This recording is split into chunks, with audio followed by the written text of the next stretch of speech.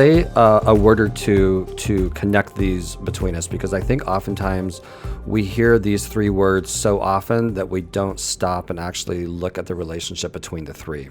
So the three words are body, mind, spirit, and just bridge the gap between those words for us. What would be a couple words that would bridge those gaps? Awareness and intention. So, I mean, in terms of the awareness, we have to be aware of how our thoughts are translating into our body. There's a saying that says that our emotional issues reside in our tissues. And working with so many people in pain for, so many years, and working with, 250 people in the last 2 years alone, finding out that no matter what I did, they were still in pain. So there had to be another reason, right? So really understanding the awareness behind, is it your emotional pain? Is it your physical pain? Is it your physiological pain?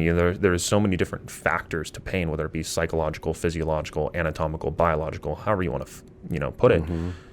And it made me really dig deeper and made me start applying the principle of, okay, well, you have to be aware of what you're thinking. You have to be aware of how you're creating that mind to body connection. And then you have to have a specific intention behind your movement. And really with, movement flow, essentially, and I'm starting to develop this group format where it's combining, developmental flow with articular flow with animal flow all into one big structure of mobility, stability, and strength all in one. It can be very spiritual. And now instead of having that, body awareness and that mental intention to our movement, now we can just freely express ourselves and explore movement and develop a further awareness of what we might need internally, intuitively, and then moving with intention to now flip the script and create a body-mind connection and retraining the mind with our body. And then, being able to do all three at once. And then take all that movement to the dance floor on the weekends and be free in your dancing, celebrating all of that. What have been some of the bucket list items that you have accomplished that have been phenomenal?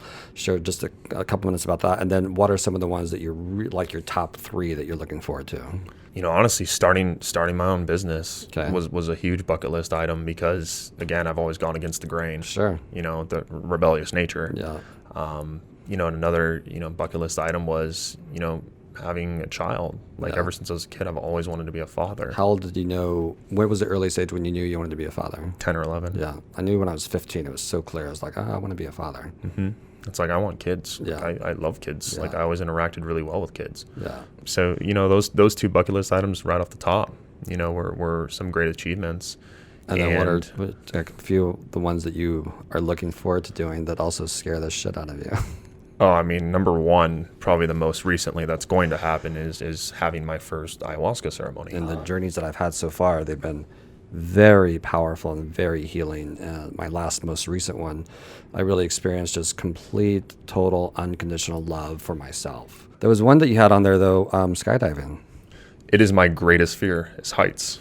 Mine is greatest fear as well. And so it's one of the things that I go after breaking that up, because they say, on the other side of fear, honestly, it's just being excited. Like, you're excited to do it. Fear is just excitement. It's just the flip that emotion on the other side.